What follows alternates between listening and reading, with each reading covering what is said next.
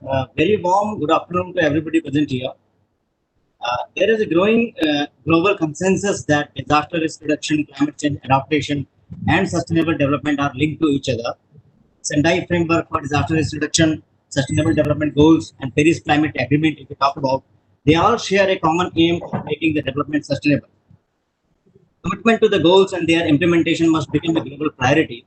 To ensure the achievement of SDGs, it is very, very important that we consider current and future challenges caused by disasters and climate change. And that is what Honorable Prime Minister's 10-point agenda on disaster risk management proposes. Welcome to series of webinars being jointly organized by National Institute of Disaster Management and National Disaster Management Authority on Honorable Prime Minister's 10-point agenda on disaster risk management.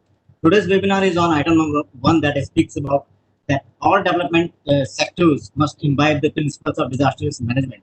And it has been aptly titled that disaster risk management through sectoral development and businesses. I request Professor Anil Kumar Gupta, HOD ECDRM Division, NIDM, to kindly proceed with his welcome address to begin the program. Professor Gupta. Thank you, Ashish ji. This is really a matter of strategic concern for all of us that we have organized jointly with National Disaster Management Authority and IDM. We have organized this strategic discourse to look at the implementation of the Honorable Prime Minister's 10-point agenda on disaster risk management, which he had enumerated during his inaugural address of the 7th Asian Ministerial Conference that was held in December 2016. The agenda number 1, which is on all the sectors to imbibe the principles of disaster risk management.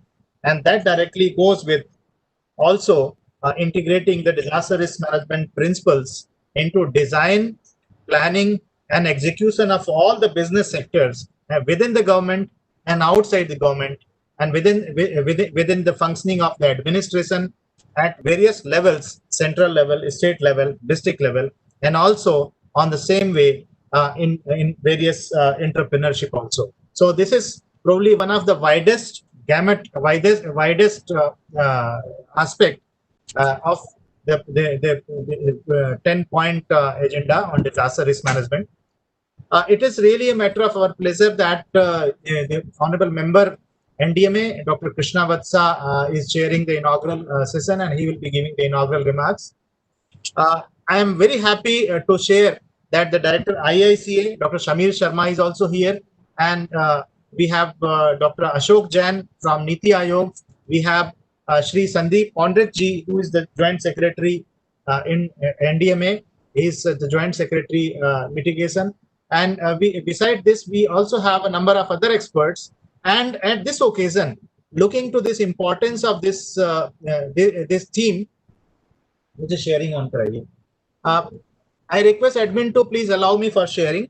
Honorable Principal Secretary to Honorable Prime Minister, Dr. P.K. Mishra Saab, looking to this importance of this theme, has extended his personal best wishes for today's discourse and has sent his message to be read at the inaugural session of this occasion. So I take the opportunity to share his message.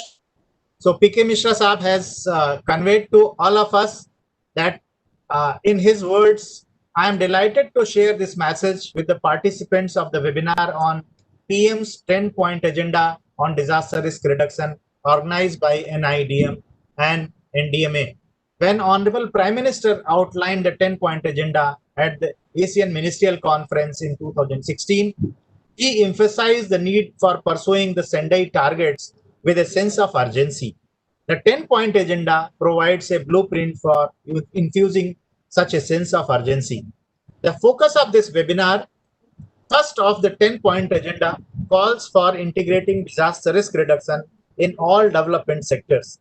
Given the multiple dimensions of disaster risk and the underlying processes that lead to accumulation of disaster risk, it is important that we continue to enlarge the discussion and make disaster risk management everybody's business.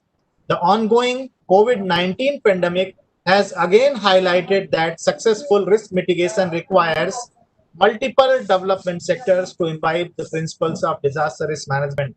In such a context, today's discussion is indeed timely. I would like to leave you with three main thoughts to consider. First, it is important that we do not create silos out of the 10-point agenda.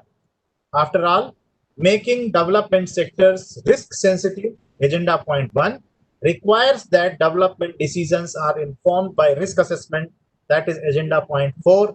Similarly, an essential aspect of managing risk in the development sectors would be adoption of risk transfer mechanism, that is agenda point 2.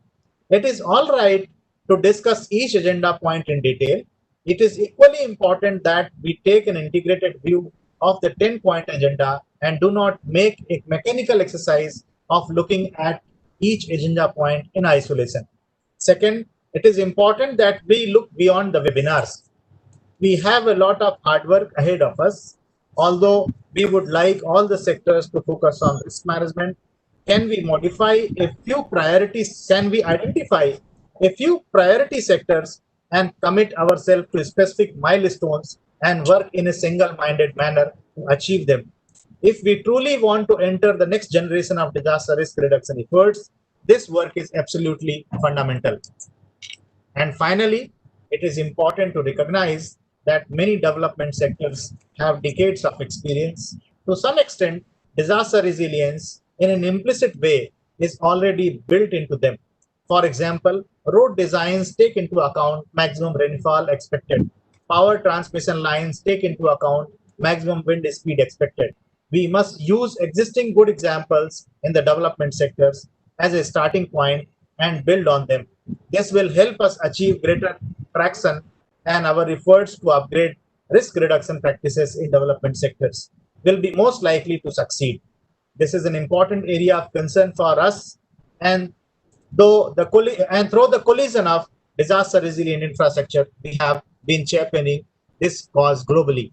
I am sure that the exchange of ideas and deliberation on all points of 10-point agenda will infuse a sense of urgency. If we stay on the path outlined by the 10-point agenda, we can hope to celebrate the achievement of Sendai targets, in particular, reduction of losses, mortality, number of affected people, economic losses, infrastructure losses by 2030. Dr. P.K. Mishra, with this message, has conveyed all the participants of this webinar a fruitful outcome. He personally was highly keen to participate in this webinar and this discourse, but due to some unavoidable engagement with the parliamentary affairs that is going on, he has conveyed this message to be read in absentia. So with this, I welcome all the dignitaries, all the speakers, all the experts, and all the participants of this webinar. And I pass on further proceeding to Shri Ashish Panda. Thank you, Gupta sir, for highlighting the need for synergy and collaborations in today's times.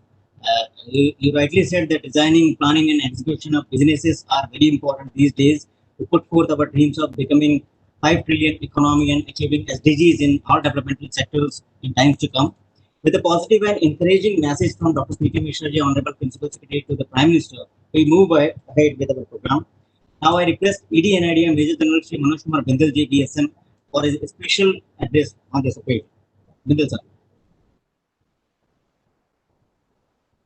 Thank you, Mr. Ashish Panda. First of all, heartiest welcome to all the joined and all the distinguished panelists. With a special welcome to Sri Krishna Vasta Ji, Honorable Member Ndma, for coming on this program and giving us the necessary guidance and motivation to take this PM 10-point agenda forward. We are all aware that the PM 10-point agenda, it enables synergies of Sendai Framework for Disaster Risk Reduction, Paris Climate Agreements, and the SDGs. So India's roadmap on DRM, therefore, under the PM 10-point agenda, It envisages 10 features in which the agenda point number 1 talks of all development sectors must imbibe the principles of disaster management. Rightly said by Dr. P.K. Mishra that we should not look at it isolation. So we are at present holding 10 webinars on each agenda point separately. Thereafter, we will plan to have a seminar in which all 10 will be brought together. Notwithstanding then, for today's webinar, uh, because of the increasing propensity of disasters and dearth of developmental policy frameworks to minimize the impacts of disaster, it is one of the major concerns of our country. World Bank in 2003 estimated that the direct natural disaster losses amount to nearly 2% of India's GDP. So mainstreaming disaster risk reduction concerns in development planning can guide the prioritized and optimized allocation of resources towards the protection of life assets, restoration of productive systems, livelihoods, regaining market access, rebuilding social and human capital, and physical and physiological health. Development plans, therefore, they take on a critical role in the disaster risk management. According to one of the studies of the United Nations Development Program in 2015, every dollar invested in DRR could save $7 in disaster aftermath. So there's a saving of future cost. So the process of mainstreaming DRR into development planning needs to utilize appropriate tools and methodologies along with political commitment, public understanding, and scientific knowledge and expertise. In this connection, national and state level development schemes, they play a crucial role for the socio-economic development of the community. So these schemes target huge population every year with large amount of funds for the implementation. So there is tremendous potential for reducing vulnerability and risk through integration of disaster risk reduction in these national and state schemes through structural framework and operational measures. Key sectors of development for the purpose of strategic disaster risk management delineation, especially at subnational or district level, has been grouped widely. It has been grouped under 3 headings. One is infrastructure and trade sector cluster. Second is the environmental and natural sector cluster, natural resources sector cluster. And the third is social welfare and voluntary sector cluster. So in this connection, guidance notes and tools have been delineated by the NIDM under a UNDP Ndma supported program for 5 of the key sectors, which were housing, environment, health, urban, and rural development. The principle to inculcate culture of safety and prevention as an acronym was fundamental to imbibe the DRM in sector planning and actions, because CUST would ensure that the assets, property, resources concerning the sector are disaster safe and disaster resilient. Activities, services, and execution networks of the sector, they are not jeopardized by a disaster. And activities in the sector do not aggravate a disaster hazard or a contributor to its vulnerability, both in structural or non-structural interventions.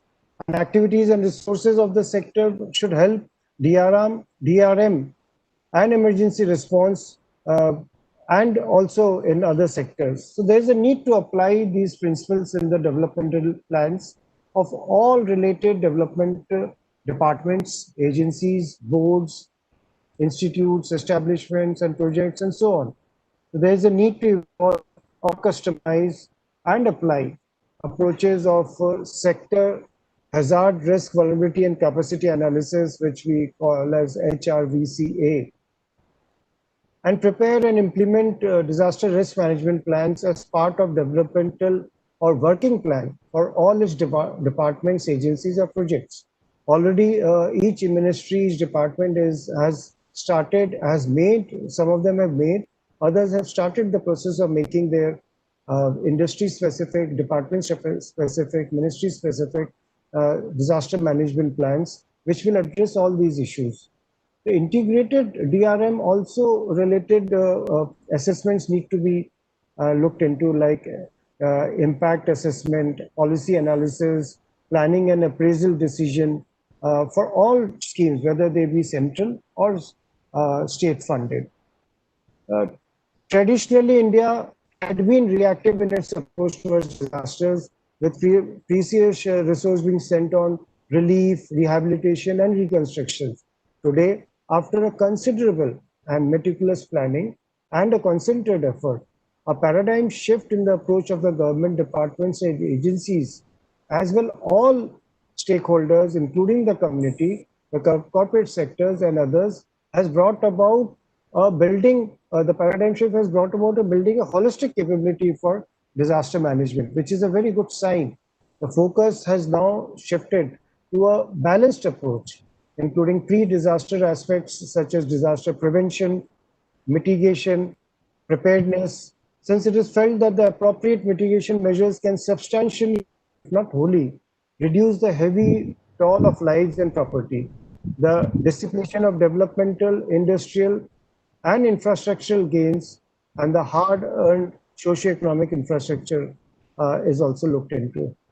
So, corporate social responsibility should also be taken into account, for which large number of new rules are coming out, because that can permeate every aspect of the functioning of the corporate sector. And corporate sector needs to come out in a big way for ensuring sectoral development and DRR in all their planning. In conclusion, I would like to say that the disaster management is an all-encompassing and multidisciplinary activity which is spanning across all sectors of development, and a coordinated action in conjunction with all stakeholders, including the corporate sector, is the necessity for overcoming the vulnerability and minimizing the risks. So it will not only help in pooling of resources, but would also facilitate exchange of information and expertise across sectors, learn from each other's experiences and best practices. And hence, the objective of disaster management initiatives is to consciously move towards strengthening the national capabilities in accordance with the status acquired by India as a self-sufficient and self-respecting nation, well positioned to mount an effective and substantive disaster response and to take care of the concerns vis-a-vis disaster management across different sectors. So with this, I will put an end to my introductory remarks, because I am keen to hear all the experts who are coming in this webinar after me with their vast experience and the position that they hold. So thank you so much. I once again welcome all the esteemed panelists and all the participants to this webinar. Thank you, and over to you, Ashish ji. Thank you very sir for rightly highlighting that our roadmap for DRM is in sync with the three important global documents of 2015, which is required seeing the increasing propensity of disasters and developmental needs of our country. He also said that there is a need to reduce disaster losses in terms of GDP, to maximize utilization of our resources, to reduce losses, etc. He also said that scientific knowledge, community participation, national and subnational synergies among institutions, integration of DRR and developmental schemes, bringing culture of safety and prevention, SRBC analysis, these all things are required, and plans which are workable and for disaster resilient framework of socio-economic fabric of our country in times to come. Thank you so much, sir. Now I request Sri Sandeep Pandit ji, Joint Secretary, National Disaster Management Authority, for his special address for this program. Pandit sir. Thank you, Mr. Panda. First of all, let me thank NIDM and the organizers for giving me this opportunity for talking in the webinar on the first point of the Prime Minister's 10-point agenda roadmap on DRM. Now, as all of us are aware, that the Prime Minister's 10-point agenda for DRR was enunciated by him in his inaugural speech at the Asian Ministerial Conference on DRR in 2016, which was held at New Delhi. And it is the guiding force for DRR in the region and in the country, of course. The 10-point agenda, it addresses almost all the critical challenges in achieving sustainable development objectives, focusing on local disasters and as well as capacity strengthening and harnessing the technological capabilities in the DRM field. It takes into account the concerns, three very important concerns in the DRM field.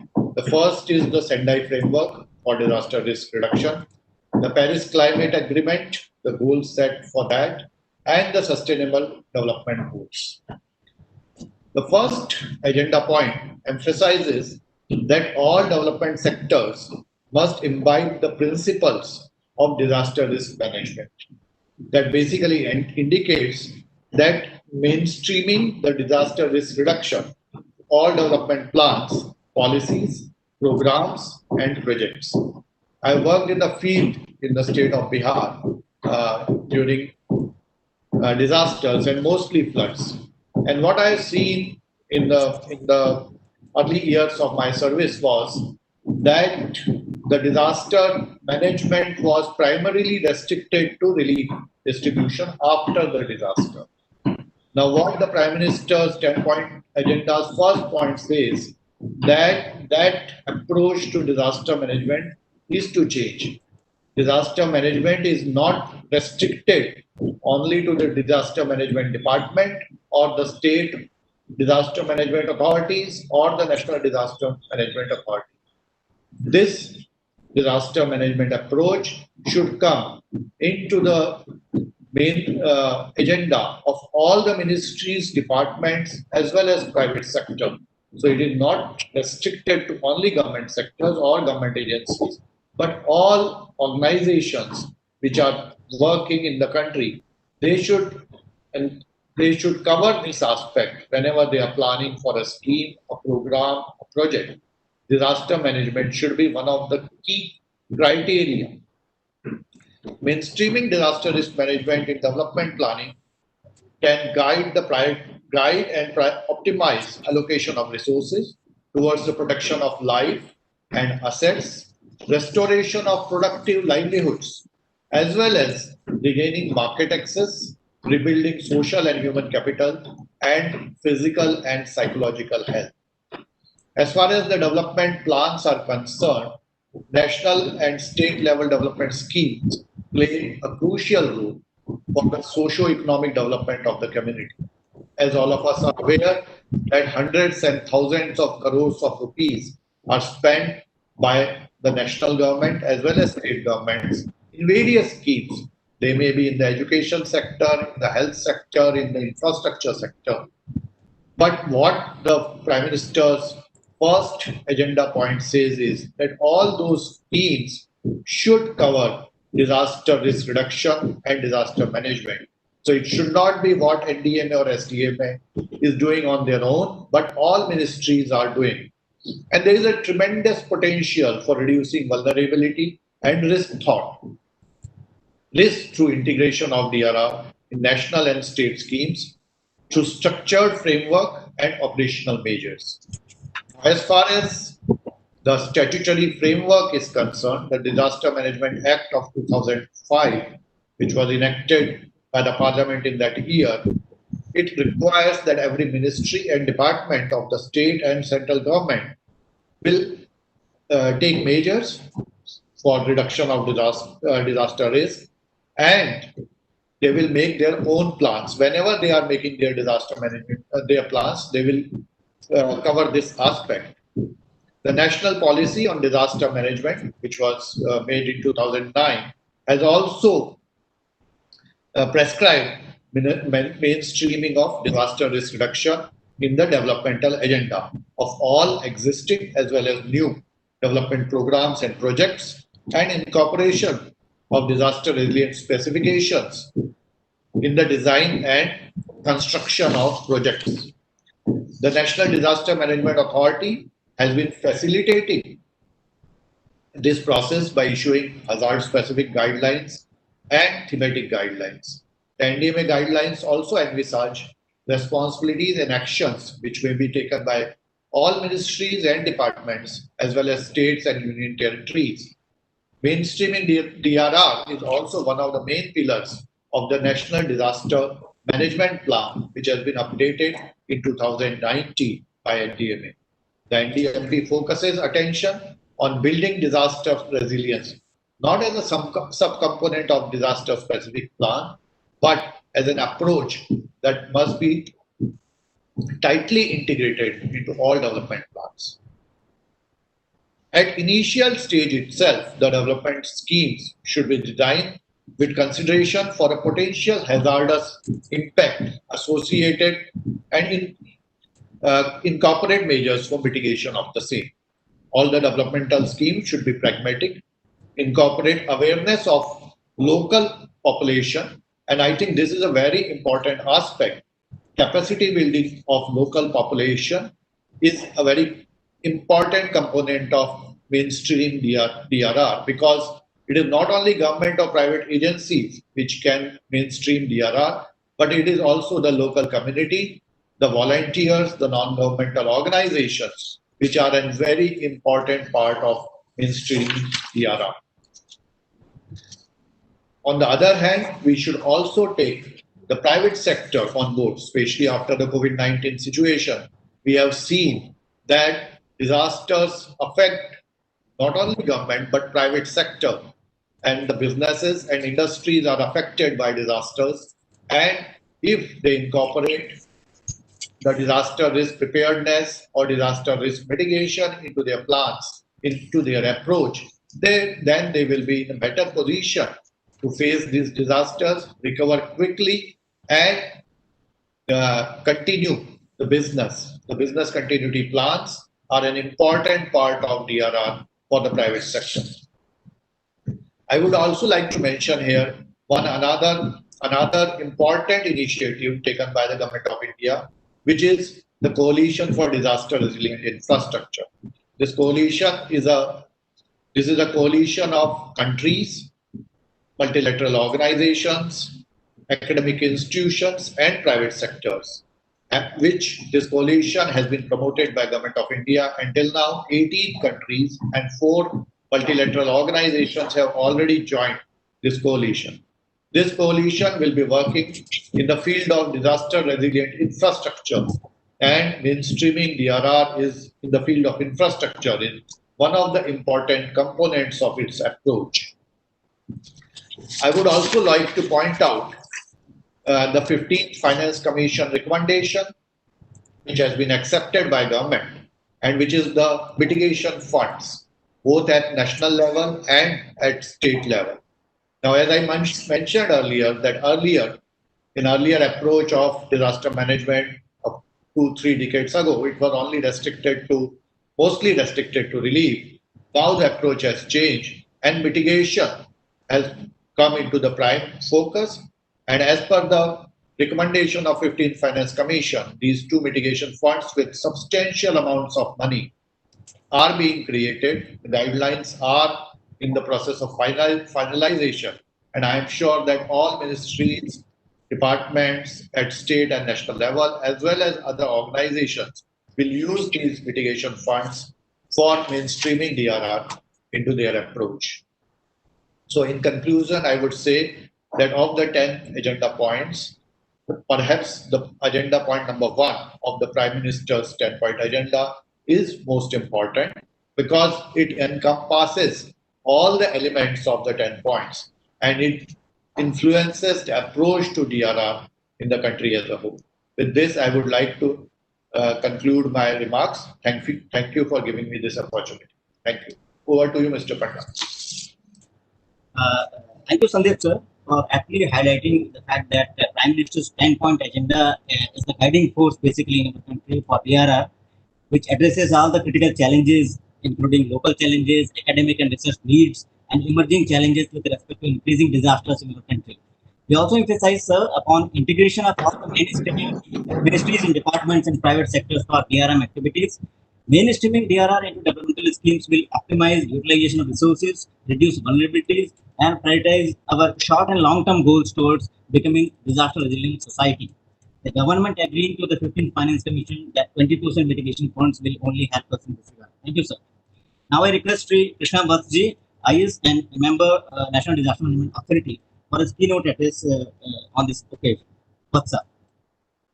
What I was saying is that, as Mr. Pondrick pointed out, this is the most important point of the Prime Minister's 10-point agenda, as it establishes disaster management as an important component or integral component of the entire course of development. We are in the midst of COVID-19. The pandemic is raging, and almost all the sectors of the economy are affected. We just saw the GDP numbers, and it's a matter of concern. And we can see how some of these, large-scale outlier events could really affect all of us, all the sectors, all the segments of population. So what is needed is a very strong risk management framework that we include in our development. And the urgency for such an integration has become all the more important. But we have this discussion on mainstreaming disaster management for a long time, and we have been advocating for it, and we have had some success. I think there is a much broader awareness of the significance of risk management in other sectors as well. We find more resonance. We find much better receptivity when we talk to other departments. A very good example is the recently passed Act, Motor Vehicles Amendment Act 2019. If you this act, it is very, very comprehensive. It looks at all the risks that are associated with the transportation and traffic, and it seeks to reduce the motor accidents drastically. And it also includes elements such as trauma care, golden hour, National Safety Board, all kinds of things which really bring down the incidence of accidents on the roads. So it's clear evidence of how risk management is being acknowledged by other sectors. But we need to do a lot more effort, and I'm glad that we have now the institutional framework, the legislative framework for mainstreaming disaster management. Now, how do we go about mainstreaming disaster management? It's important to look at some of those approaches that we follow. The first approach is that of legislation. As Mr. Pondrick mentioned, we have Disaster Management Act 2005, and Section 36 of that lays down that all the departments will develop the disaster management plan. The Ndma does interact with all the ministries, all the departments, and impresses upon them to develop disaster management plans. And to a certain extent, this approach works, but this approach has a lot of limitations. The limitation is this, that unless the other department or ministry is convinced of the need to have a disaster management plan, what do?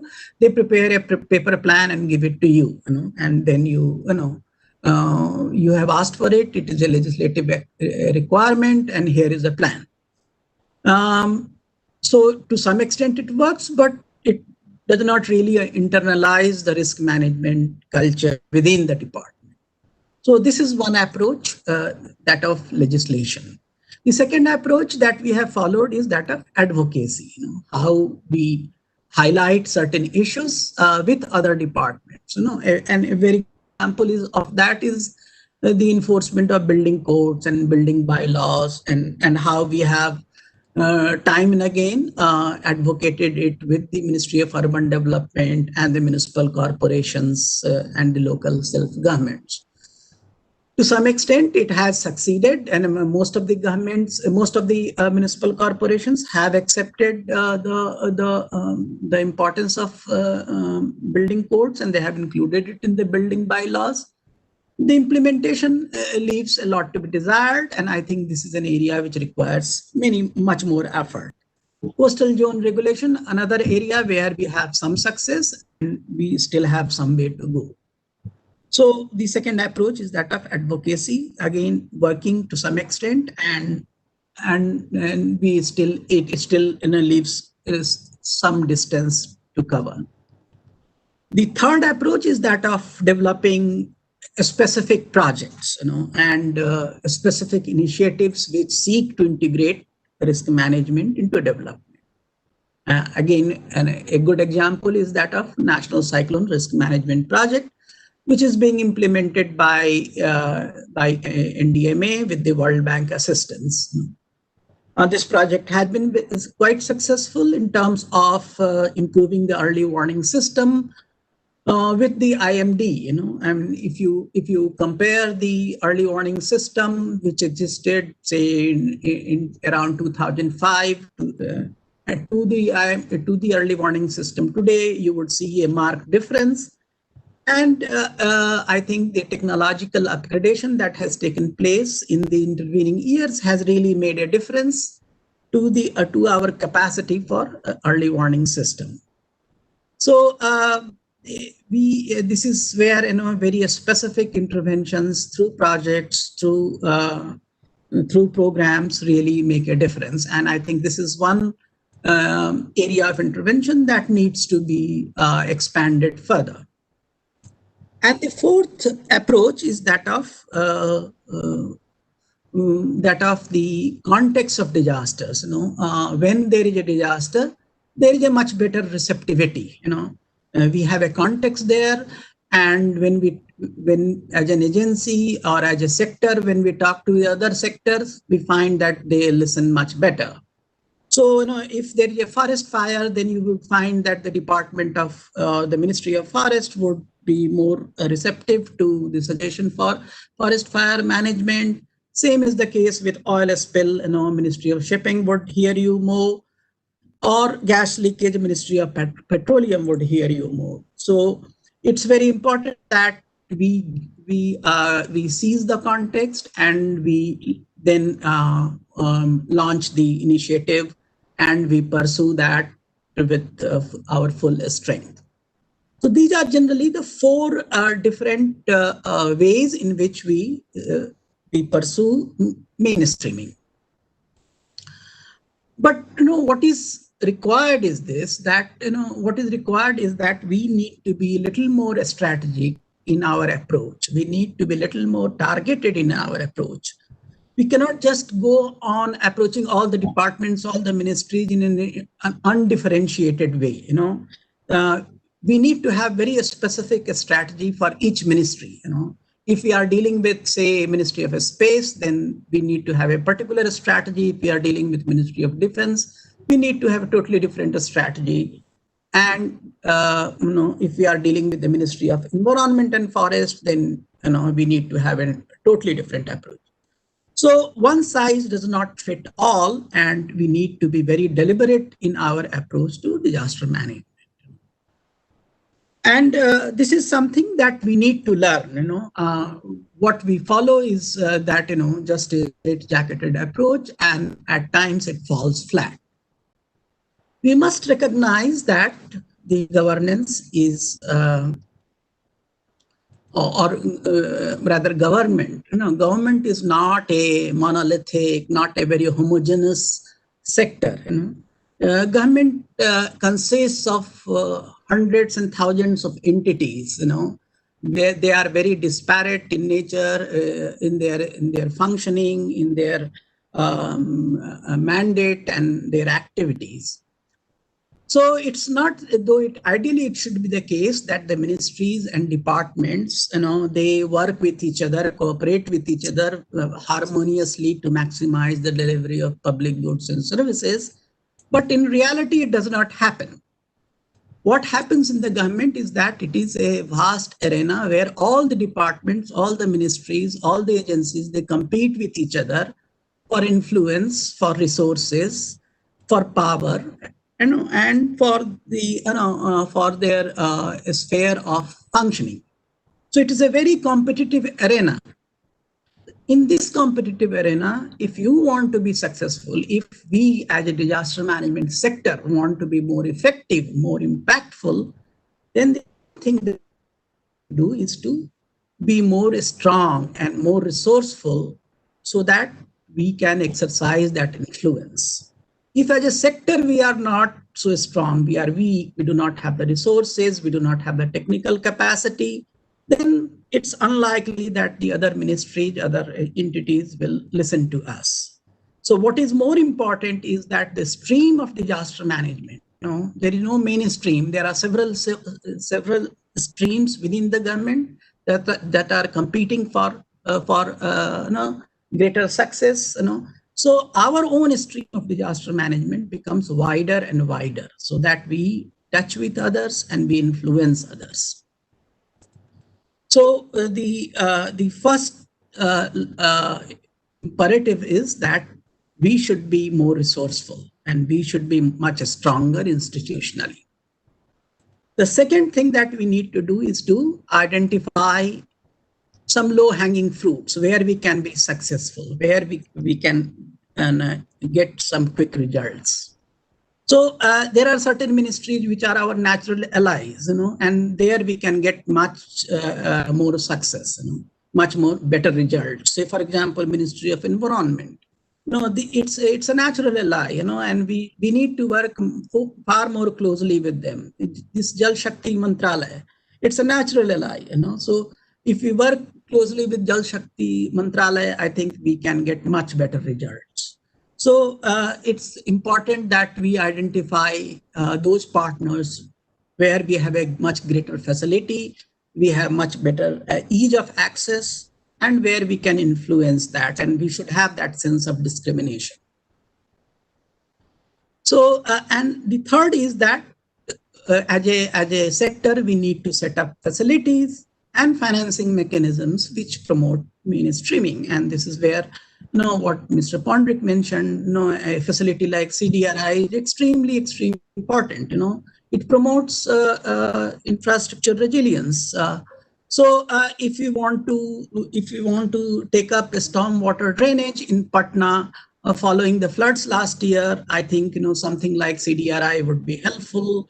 If you want to support underground cabling in Odisha, again a facility like CDRI would be extremely conducive. Now we have a mitigation fund, which was also referred in his speech. With the mitigation fund, we can support several such projects, and I think these new initiatives, these new beginnings really can make a huge difference to our mainstreaming endeavor. And finally, what we need to do is to create a cohort or community of practice, in this area. It's not like we are alone, the disaster management community. In each sector, we have a safety community. We have a risk management community. If you look at the petroleum sector, if you look at the shipping sector, any sector, there is a small risk management community. And they are looking for support. They are also marginalized in some way in their own sectors. So they are looking for support, and if we are able to support them, if we are able to reinforce them, and we are able to set up a broader cohort, a broader community of practice, then I think we are very, very successful at mainstreaming disaster management. So one of the, again, key tasks that is set out for us is to set up and expand this community of practice, which spans all the sectors. So these are some of the important priorities, important imperatives that are there for that we need to follow, we need to implement for mainstreaming. But if you don't want to get into all this complexity and we want to keep it very, very simple, then we need to just follow just two things. One, that we set up those projects, those programs which involve people and which make impacts on the ground.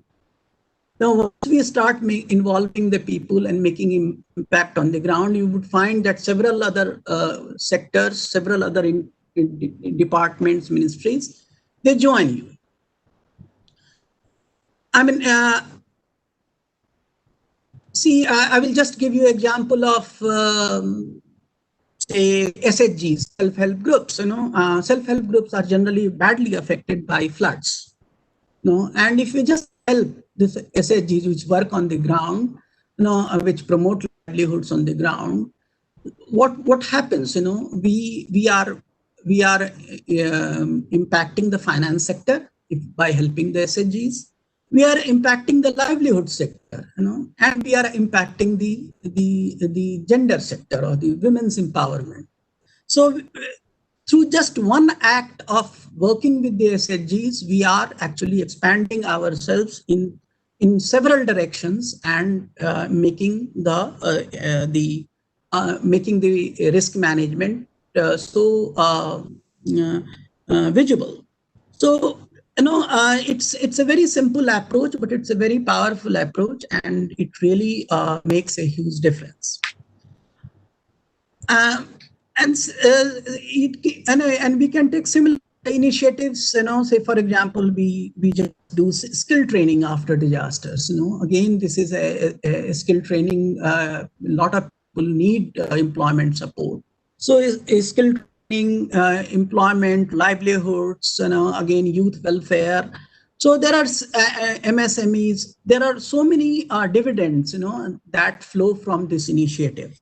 So what is important is that we work with the people across the sectors, and we would see that the mainstreaming results are much quicker, faster, and more visible. And the second lesson simplicity is that never be working inwardly. We should always be outward. We should always be external in our orientation, which means that we work with cooperatives, we work with banks, we work with all the other entities which are existing outside disaster management. It's our comfort zone. We want to work with with the experts within the sector, but it does not help. The moment we start going beyond the comfort zone and developing these partnerships with external entities, you would see that there is a real mainstreaming. Say, for example, if we today crop insurance is spreading very fast. So if we just help with the crop insurance, you would find that insurance companies are joining you. There are a whole lot of other stakeholders joining you, and this is the real mainstreaming of disaster management. So, and there are several such examples that I can give, but I think idea is to remain simple, work with the people, work with all the other agencies out there. And once we are pro-people, pro-poor, I think we can really make a huge difference in terms of mainstreaming.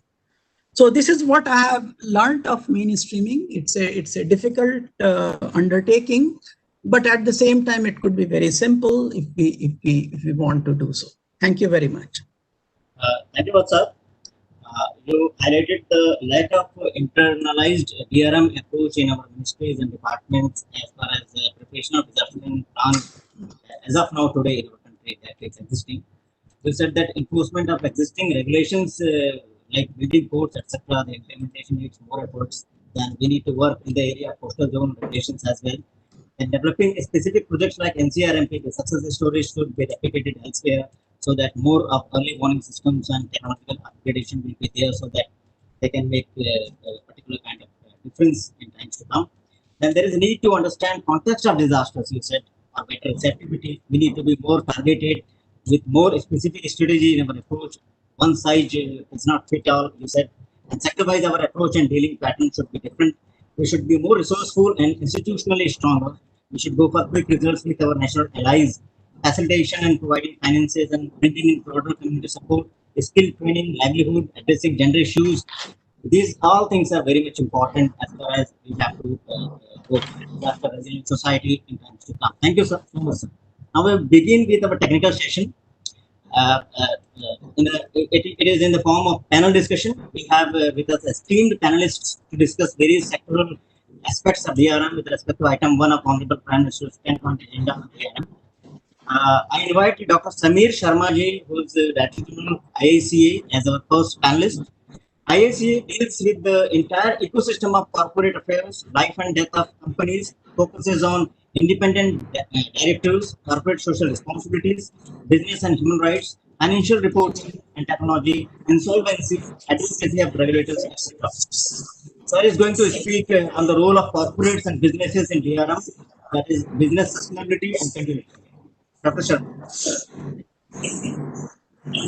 Thank you, Dr. Panda. Dr. Gupta, General Bindal, my colleague, Chief Congress, Krishna Vatsa. Thank you for inviting me here. And when you did invite me, I was thinking, I was wondering that, we are basically a little marginal players in all this, although we have been doing something at the field level. So, I'll just tell you our experiences, what have been our experiences. As Vatsa was saying, that doing things small, doing things in consultation with people is still very tough. Let me take you back to the 1960s. In the 1960s, this modern day environmental movement was born, and it can be traced to that seminal work by Rachel Carson, which she says about the Lake Erie. That book was called Silent Springs. And Lake Erie was so polluted that if you put a match, it would catch fire. And that, sort of kindled a thousand revolutions. Thought about all the landmark legislations on environment in the 1970s. This also led to the large-scale environmental movement in the 1970s. A lot of scholars, a lot of practitioners embraced the environmental movement. And that's the most important and famous model by the Meadow husband and wife team. That the way we are going, if we continue to go like this, on the 25, 30 years, the economic collapse. Now, we order the environment at a macro level. And the environment is complex at a macro level definitely leads to a lot of hits in prognosis. The environment is so interconnected. This is the first point I want to make. The small micro movement started in the 1960s, led to a large macro movement in the 1970s. So this interplay between the micro and macro will always govern our environmental initiatives. And this, again, I sort of connect to what my earlier speakers have said about large-scale plans, one size doesn't fit all, straight-jacketed approach, large-scale policies. So, again, I want to bring you to that, the macro versus the micro. Now, once we come to the micro, the second issue arises is that if you have to model complexity, and it cannot be modeled to a certain degree of perfection at a large scale, as they did in 70s and sort of didn't succeed because all the prognoses didn't happen. If you think of it that way, then the issue comes, how do you bring outside and space together in order to understand complexity? Now, complexity can only be understood at a micro level. And this is not what I am saying. The erstwhile Planning Commission in the 70s realized that there was a complete disjunct between sector and space. And whenever you model complexity, you cannot dissociate sector from space. And sector and space can only be combined at the micro level. So you see the point? Macro level prognosis tend to be inaccurate. Sector and space can only be combined at the micro level. Otherwise, you do what the Planning Commission had done, make sectoral outlays, dissociated from the space, and leave the space to some master plans and building regulations. Now, having noticed all this, what do we do for companies? Now, companies also, incidentally, the human rights movement in the worldwide has been along similar lines. Initially, 40s, human rights is not a part of company work. Same environment, companies are not bothered. Companies have to look after profits only. Slowly it changed, and somewhere in the 70s, 80s, the idea of companies looking after environment, society, and governance came into being. And this expanded the role of companies from profit to planet and people. And India was in the forefront by bringing in the CSR law and the National Voluntary Guidelines. So now companies are aware that in addition to profits, they have to also look after the people and they have to also look after planets. So what do we do in CSR is, in the IISCA, we primarily help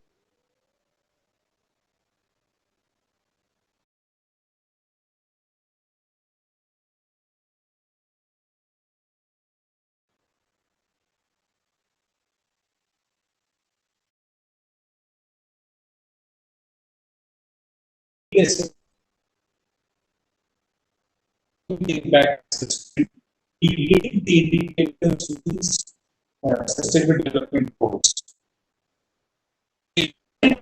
Project when we do the assessment, we recommend the assessment of projects, again SDGs and the of the projects. Acceptancy in the recent past version of we can is very different. This environmental one is environmental disturbance as we call it are more important. So two rainfall happens 4 days.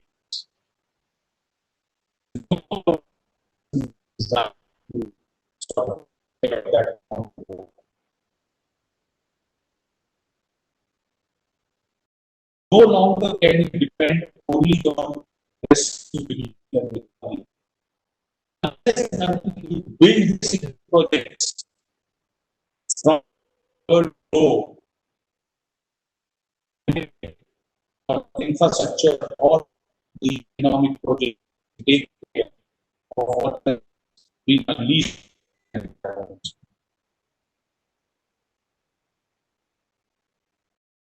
I come back to my original number one, to bring about the consistent resilience in and complexity, interconnectedness, sector elements.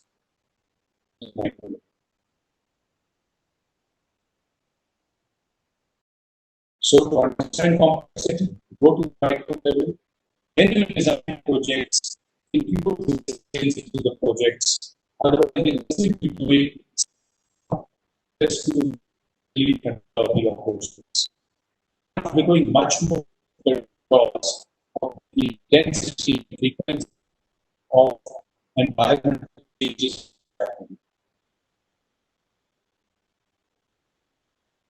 First of all, if you look at the pipeline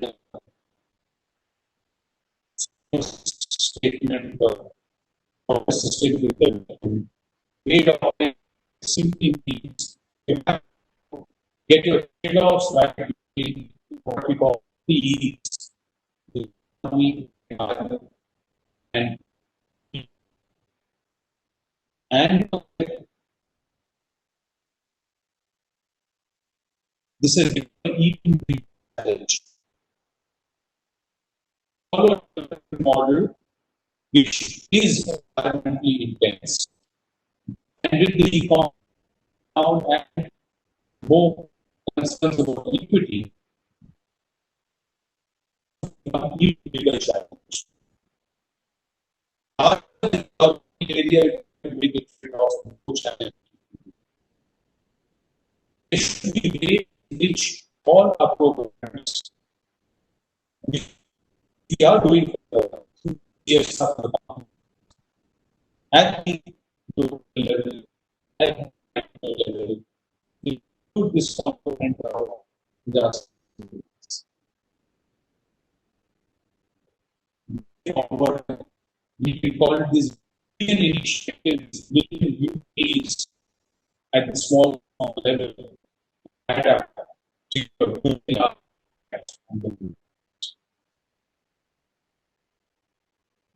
From the perspective of yes, any way saying that's important. At this point, we have to fix corporate thinking.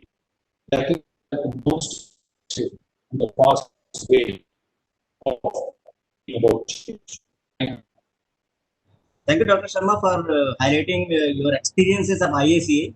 You spoke about micro and macro businesses environmental efforts of 1960s and 1970s. Human rights movements that came thereafter exposed the business houses to bring in aspects of environment, society, and governance, also CSR. Then your institute goes for need assessment, impact assessment, and linking of SDGs with respect to the business ethos. And you spoke about the economic, environment, and equity aspect. Thank you so much. Now, I will request Dr. Pawan Singh, Joint Advisor, National Disaster Management Authority, to show his presentation with respect to disaster management plans for ministries and departments. The vision of NDMA we need to highlight here. It says that we need to build a safer and disaster resilient India by a holistic, proactive, technology driven, and sustainable development strategy that involves all stakeholders and fosters a culture of prevention, preparedness, and mitigation. Dr. Pawan Singh is representative of NDMA. We should hear his presentation. Dr. Pawan Singh. Thank you, Ashish ji. I'm sorry I don't have a presentation, and I will be highlighting more on the disaster management plans of the ministries and departments, and the issue on mainstreaming and how it has to be done, and what we have done for this, what NDMA has been doing for preparation of these plans. So, as I will begin with the quote which JS Mitigation NDMA said, Mr. Sandeep Pondrick, about the National Disaster Management Plan. We prepared the plan in 2016, soon after this Sindhi Framework for Action, which came in 2015, and then there was this AMC DRM in 2016, during which the Prime Minister, Honorable Prime Minister, gave this 10-point agenda, and we are discussing the first one. So the plan basically in 2016 focused on all the cross-cutting issues and disaster-specific issues. It was hazard, and then it was the cross-cutting and also the facility-wise.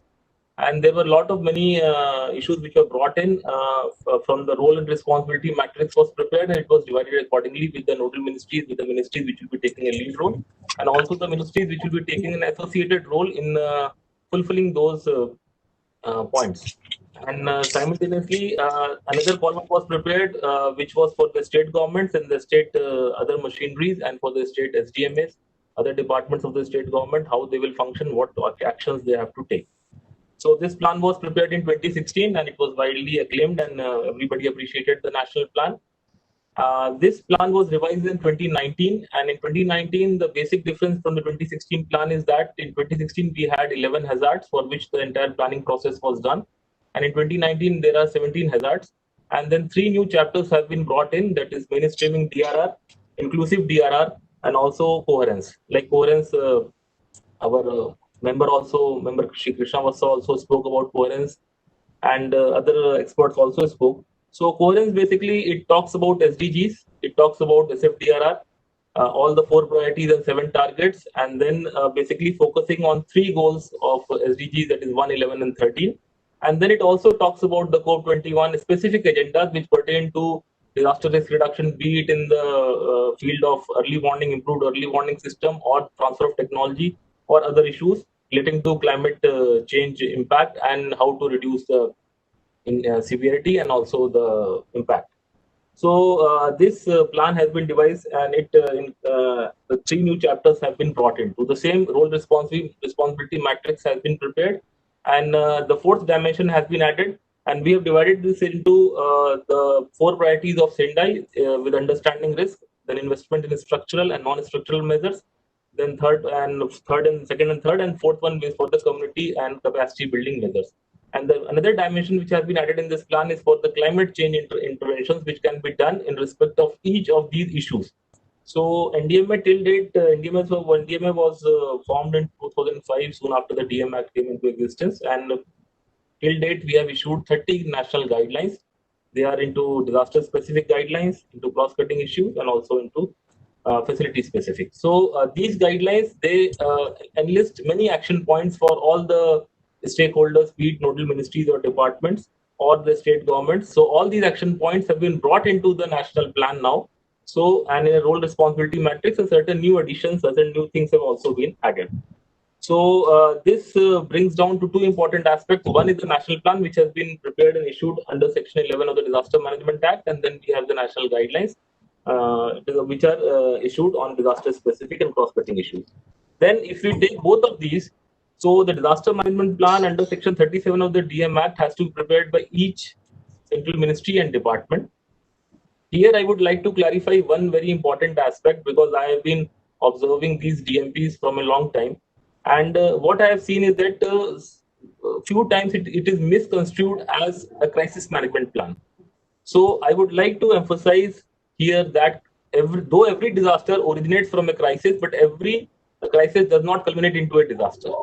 So basically crisis CMP, which is being prepared on the guidance and direction of the Cabinet Secretariat, and the DMP, we have a legislative framework, we have a legal mandate. So what the issue is that CMP deals with the immediate response mechanism which needs to be activated after a crisis like situation. And the DMP basically focuses on other aspects of prevention, preparedness, mitigation, and response, relief, and rehabilitation. So whole gamut of disaster management has to be looked into for a DMP or disaster management plan. So this is one misconstrued fact, so I thought it is better to clear. And then accordingly, the ministries and departments looking to the national plan and then the guidelines which are issued by Ndma, they have to prepare the disaster management plan of the central ministries and departments.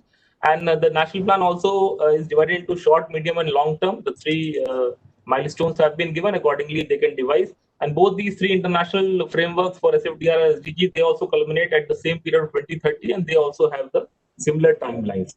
So for this, what we have done, in 2015, we came out with a suggested structure for preparation of disaster management plan of the central ministries and departments. We call it suggestive because, like the member Krishna Vatsa said, we cannot put it into a straight jacket. We cannot treat one size fit all. So ministries can prepare their plan accordingly. It was always a suggestive framework for them. And then also this framework was revised in 2019 based on this national plan and other developments which took place after 2015. And then we have also listed, this is available on our website, ndma.gov.in. And also we have a frequently asked question, how to prepare the plan and what are the things which should be taken into consideration. So this template basically has 2 parts. One is the national component, and the second one is the business continuity planning, that is the internal component. So the national component has 12 chapters which focuses on HRVA, then how to do inclusive DRR, mainstreaming of DRR, then plan management, and the business continuity basically about the functioning and allocation of AO, like what AOVR provides and how ministry has to function in case of a disaster-like situation. So if we talk specifically about mainstreaming of DRR, so like we all know that the option of flexi fund is always available, which has now been increased to 25% for state and 30% for the UTs after the MOF order in 2016. And then it is not though available for Manrega or schemes which eliminate from legislation or schemes which have component flexible in nature themselves. So this can be there. Then there can be policy interventions, and then there can be sectoral imperatives like preparing the sectoral disaster management plan, having specific interventions. If we talk specifically about agriculture, then we have agriculture or irrigation both. Then we have Pradhan Mantri Krishi Sinchai Yojana, or we have National Watershed Development Program, or we have Matsya Sampada Yojana. So these type of schemes, they can be upscaled and they can be brought. A DRR component can be brought into those schemes. Then if we talk about specific schemes for risk transfer, that is Fasal Bima Yojana is there, which is altogether a different segment. And then if we talk, then there are certain issues also, like if we talk about the dam management. So certain dams are with the state government, certain dams are with the central government. So there are certain issues, but yes, the dam break analysis, dam safety analysis, that is a very important structural aspect for mainstreaming of DRR. And then specific sectors are there like nuclear power, in which we have to look not only for planning purpose for mainstreaming, but also for offsite and on-site, because it has a very large implication if in case of some mishappening. Then if we talk about, there are certain non-structural measures, and then there are strategies for sustainable development and also for achieving the SDGs. Then I have spoken about the disaster risk governance. So all these issues were brought into, and they were fit into a 2-day nodal officers workshop, which was organized by Ndma on 10th and 11th of October last year. All the ministries were requested to kindly nominate a nodal officer, and all of them participated in a workshop 2-day conference. And all these issues were discussed, and they were presented in front of them, and how to prepare and how to go ahead with the DMP. Then two important things which Ndma has done recently. First one is that Ndma has written to all ministries and departments in July this year, and they have been requested that along with the national plan and the national guidelines, the PM 10-point agenda should also be looked into while preparing the DMPs of the ministries. And the second thing is the Department of Expenditure has also been requested to kindly revisit the guidelines and the formats which are used for appraisal and approval of the public funded schemes and projects that include disaster and to include disaster management perspective. So these are the important two important initiatives which we have taken. And like it was said that for the PM agenda, which is second, that is risk mitigation, NCRMP was quoted very well. Simultaneously, what is being planned for comprehensive national earthquake risk mitigation project, similarly, it should be brought into the lines with a hazard, risk and vulnerability profile. Looking into all these aspects, the risk mitigation should be done. And DRI, of course, like JSM said, for coalition, it is a very important aspect, and it should be used appropriately at different times. So till now, this year, we actually, the Act says that the DMPs has to be prepared and approved every year. So till this year, we have approved the plan of Ministry of Corporate Affairs, Fisheries, Animal Husbandry and Dairies, Food Processing Industries, Atomic Energy. So these 5-6 plans we have approved for this year. We have received many number of plans earlier also, like Ministry of Petroleum was there, and other plans were also there. Ministry of Railways were there. So we have given comments on about 35 to 40 ministries. We have given comments, and for other ministries, I would request to kindly prepare the DMPs accordingly. So one important aspect which I wanted to highlight in the end is that now with Government of India accepting the global indices for drive growth and reforms, around 31 plus indicators have been accepted. So those fulfilling, and some of them are input indicators, some are output indicators in that. To fulfill and to report upon those indicators, we certainly need to have a prescribed set of formats and to have a planning purpose so that we can report upon, we can plan upon well, and we can also look what actions we have to take in accordance with that. Thank you. Thank you very much. Thank you, Dr. Pawan. You highlighted the National Disaster Management Plan 2016, the salient features with respect to preparation of DM plans for ministries and departments in that. This plan got reviewed in 2019. 3 new chapters have been added. Coherence with respect to 3 goals of SDGs, 4 priority areas of Sanitation framework of DRR, early warning system, climate change impact, reducing severity, etc. The action points of several guidelines have also been now included in the new NDMP 2019. And a very important aspect, you said that it is misconstrued that crisis management plan is the same DMP, that the difference should be understood by the authorities. And this new plan is in sync with the 3 important global documents of 2015. We also spoke about the DM template, the flexi funds, and several schemes of Government of India which can be brought under the broad umbrella of DR. Thank you so much. The third panelist of today will be Dr. Ashok Kumar Jain, Principal Consultant Development of Himalayan Region, Niti Aayog. Niti Aayog is developing itself as a state-of-the-art resource center with the necessary resources, knowledge, and skills that will enable it to act with speed, promote research and innovation, provide a strategic policy vision for the government, and deal with contingent issues. Niti Aayog's entire gamut of activities revolves around designing policy and program framework, foster cooperative federalism, monitoring and evaluation, and think tank and knowledge and innovation hub, etc. Dr. Ashok will speak on strategies for achieving SDGs and role of DRR and resilience. Dr. Ashok, sir. Thank you, Dr. Ashish Panda, and thank you very much to NIDM for inviting me on the discussion of this an important issue, which is basically the Prime Minister's 10-point agenda on disaster risk management. In fact, 2015 has been a very, very important year, where there are 3 agreements were signed, and which are directly related to the disaster management. Thank you, Pawan. Hello. Thank you. फिर मैं बात करता हूँ. Thank you so much. Gupta ji, kindly mute. Yeah. Ashok, sir, please. Yes. So 3 major agreements which were signed, which India is the signatory. One is the Sendai framework for disaster risk reduction. Second was the Paris Climate Agreement, and third was, of course, SDGs.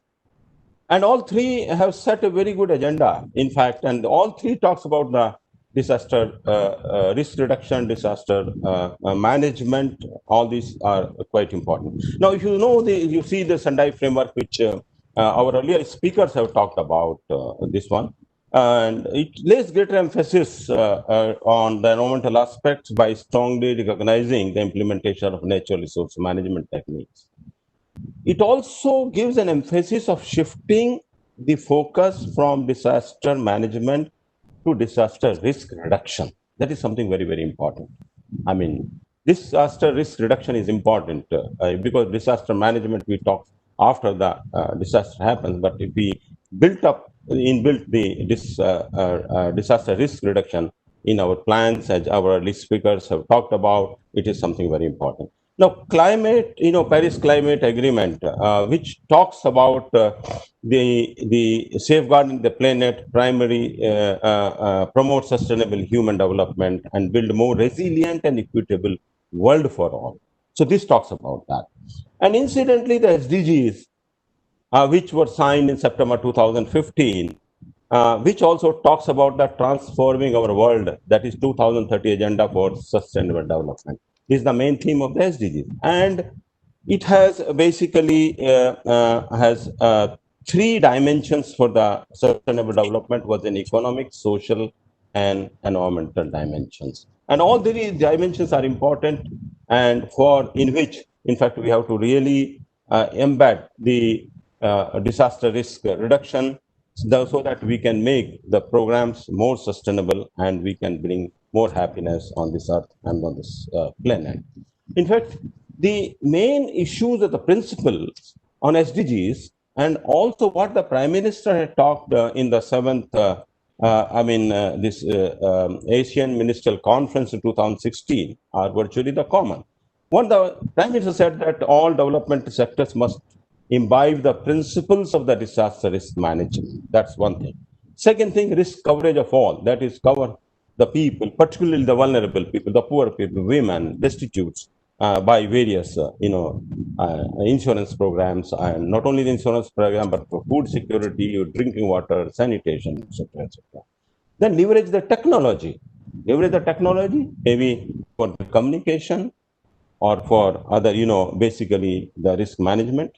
It talks about the greater participation, leadership of the women in the disaster risk management program. It also talks about building the local capacities and initiatives. SDGs also talk about the local capacities. I give an example, a specific example. I was working in the irrigation sector in Andhra Pradesh. I worked for about 8 to 9 years in the sector. I was looking after the minor irrigation sector virtually. We had, I'm talking erstwhile Andhra Pradesh, and before its division, we had around 75,000 minor irrigation tanks.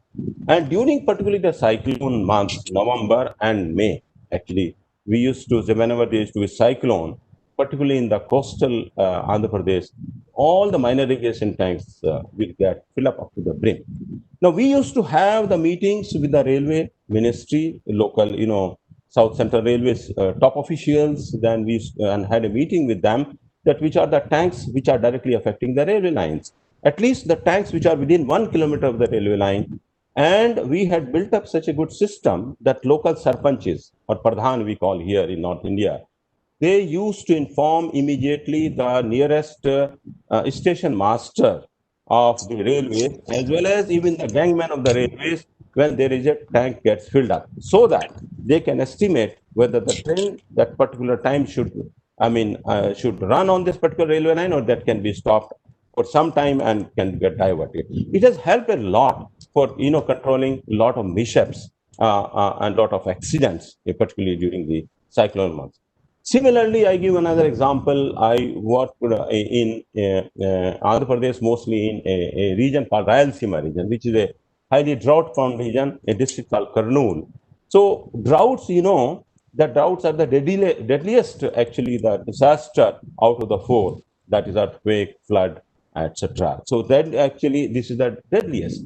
During the drought, I have seen myself how the people do suffer with the drinking water problems.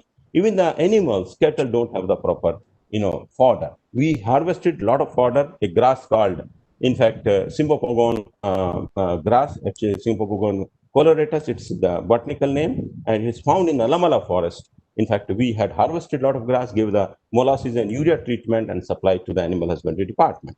So these are the kind of a thing, which requires, a lot of planning in advance, so that we can, in fact, mitigate the impact of the disaster. So, and another thing is bring the greater cohesion in the international disaster response, which also the SDG talk about that.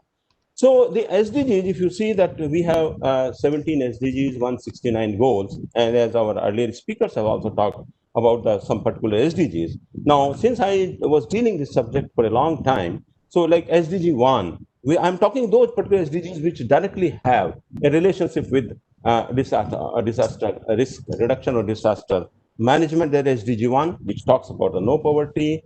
SDG 2 talks about the zero hunger. SDG 3 is a good health and well-being, because until we have the good hospital, we have the safety of the hospital, or the hospitals buildings are quite, disaster of the earthquake proof. We cannot have the good we cannot have the good health facilities. SDG 4 talks about the quality education, means school buildings, college buildings, etc. SDG 5 is gender equality, which I talked about the role of women in the disaster response. Then SDG 6 talks about the clean water and sanitation, because the water is one. Whenever there is a flood, or there is a earthquake, or there is a cyclone, actually the biggest problem comes with the communication, with the road, and with the drinking water. Then SDG 7 talks about the affordable energy. Affordable clean energy means the infrastructure relating to the clean energy. SDG 9 is about the industry, innovation, infrastructure. SDG 11 talks about sustainable cities, means the cities, the buildings, like our earlier speaker talked about following the building laws, that the member in Ndma, Mr. Krishna was talking about the Ministry of Urban Development. Now they have agreed on some of the issues, and the all municipal corporations, municipalities, while approving the building plans, are talking about the earthquake-proof buildings. Then SDG 13 directly relates to the climate action. SDG 14 talks about the marine ecosystem, that is life below water. SDG 15 is basically the terrestrial ecosystem, that is forest, and that's life on the land. And SDG 17 is a partnership. Like, till as there is a good partnership, there is a good, basically the exchange of information between the various countries. I think we're not able to give the kind of a response it requires. Like, we know the problems of the floods in Bihar, in Kosi River, the there were agreements, there were discussions between Nepal and India. In fact, these are the kind of, those states which are on the border states of the other countries have something very important. Now, SDG 1, particularly the target 1.5, talks directly about the disaster management. It says that basically by 2030, build the resilience of the poor and those in vulnerable situations and reduce their exposure and vulnerability to climate-related extreme events and other economic, social, and environmental shocks and disasters. Now, SDG 2 and hunger achieve food security and promote sustainable agriculture. So, until unless we really build up the disaster management principles or disaster risk reduction in our various plans and schemes, we'll not able to have the food sustainability. Ultimately, it will be the poor.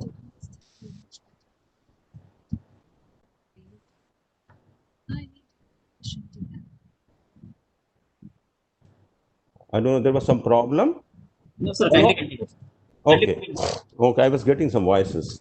Okay. So, SDG, if you see the SDG target 2.4, it talks about the ensuring the sustainable food production systems and implement resilient agriculture practices that increase productivity and production. So the climate resilient agriculture is something very important, particularly in the areas which are affected by the droughts. And it will ensure the food security. As the director Ndma, Mr. Pawan, was talking about the watershed program. So watershed program basically gets implemented in the drought affected areas. They help in conserving the soil and moisture, and they help in the increasing the food productivity. Now, directly, if you see the poor people which get affected with the problem of the drinking water during this, disastrous period, whether it's a drought, flood, or even in the cyclone, that is the clean water and sanitation. SDG 6 talks about that kind of a thing. Again, whenever we are planning, in fact, for any schemes in the Ministry of Drinking Water Sanitation, ultimately it has to be looked from the lens of the disaster management. So basically, the issues which the poor people, particularly get affected, in fact, if we do not build up the proper, in fact, the disaster risk management or disaster risk reduction principles, in fact, this is what the poorest of the poor get affected. If they come out of the poverty line, above the poverty line, they come, and if there is some problem, again, they go back to the poverty. So these are the people, basically, which gets exclusion from the access to the basic services like health, drinking water, and sanitation. Then there's a lack of social protection for the vulnerable communities if during the disaster period. So the key sectoral areas, I thought, which can definitely build up the disaster risk management principles in the various schemes, and which I would definitely urge the Ndma and NIDM also to work along with the NITI Aayog, because whenever we review any scheme of any ministry, in fact, and send basically our comments on that. So normally we can also build up these issues of the disaster risk management in our comments while formulating and giving our advice to the ministries to inbuilt these principles of that. One is the disaster resilient crop and cropping practices. This I thought could be one very important from the SDG angle. Second is the reduction of the pressure on the water resources through the rainwater harvesting and micro irrigation system. Third, I thought assets and infrastructure related to farming, fishing, animal husbandry, because they get the maximum effect whenever there is a floods and the cyclones. So we require multi-pronged strategies to make these disaster proof. Then post-harvest food loss is something very important, because storage facility we require where we have minimized the the wastage of the food after any disaster. Then protection of potable water sources is something like I was talking about the drinking water schemes. Then safe housing norms. It's again very, very important, because during the floods and cyclone we see how much the damage takes place to the houses and to the ultimately the people get affected. And of course, we have to think of adopting the environmental sensitive technologies. And if we build up these principles of disaster management risk reduction in the plans, and efforts like NDMA and IDM, you have been working a lot, sensitizing the ministries. But I will definitely urge that we will also move together hand in hand so that we can really build up these principles and make it a drought reduction risk into the various programs of Government of India. Thank you so much. Thank you, Dr. Ashok. You aptly highlighted the three important global documents of 2015, their importance and need with respect to shifting focus from DRM to DRR, mainstreaming DRR and development, increasing resilience, economic, social, and environmental dimensions, bringing them together. They're also being in sync with the Prime Minister's 10-point agenda. All the 10 points are important if we want Atmanirbhar Bharat, bring in 5 trillion economy and inclusive growth with last mile connectivity. You emphasized upon planning in advance, local-based solutions, use of traditional knowledge, greater cohesion in international response, realizing SDGs through our national and subnational plans and policies, more of social protection to poor people. You said that there is a need for NDMA and IDM and NITI Aayog to work together, and you highlighted few chosen areas where collaborations can be done. Thank you so much, sir. Our next panelist for today's program is Professor Santosh Kumar from NITI. National Institute of Disaster Management, it has a vision to be a premier institute of excellence for training and research on disaster risk mitigation and management in India, and to be recognized as one of the leading institutions at the international level in the field. We are planning to strive relentlessly towards making a disaster-free India by developing and promoting a culture of prevention and preparedness at all levels. I request Professor Santosh Kumar to kindly present his case. Thank you. Good afternoon, everyone. Dr. and all the distinguished panelists who addressed Mr. Sandeep Pondrik is here, ED and IDM, General Bindal is here, Dr. Anil Gupta, and Mr. Sharma, who just finished, and his deliberations, and Mr. Pawan. Indeed, I am grateful for this opportunity. I will not say much at this occasion because most of the points of deliberations have been discussed already by Dr. Vatsa and all the distinguished panelists. A couple of points which definitely I would like to flag. One that I was asking this because 4 years is already over, and this is the 5th year which we would be having this Prime Minister 10-point agenda. So 10 years program, what could be the possible 10 years program for this integrating DRR? I would draw one point from Dr. P.K. Mishra's of the message which has come, breaking the silos and work together for all the Prime Minister's agenda together. That is a very, very important to take this. Like when we say that the risk reduction should be done, and if risk reduction is not done, that how we are going to quantify that this is X risk, and that after this X investment, the risk has gone down to Y level. So that if that is not done, we will all be making guesstimate. So when 10 years of time is coming, we should be focusing on the risk assessment. And we had the other day on the workshop on the Prime Minister agenda point, and where he talked about that how that national agency should come together and start helping the state government so that we find a consortium and start giving this technology and do the risk assessment. And we also know that risk assessment is very dynamic and very uncertain. In the time of COVID-19, it has multiplied many-fold. And we cannot ignore COVID-19 when we talk about this risk assessment. And that risk assessment should go together.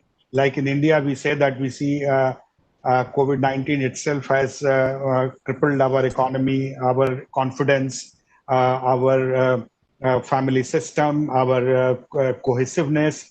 And in that context, the challenge is much more that how the cohesiveness can increase when we talk about that multi-sectoral linkages and we are going ahead. So we cannot ignore COVID. We always keep in the front that whenever we are planning COVID-19 and how the convergence can take place is still with all the sectoral departments.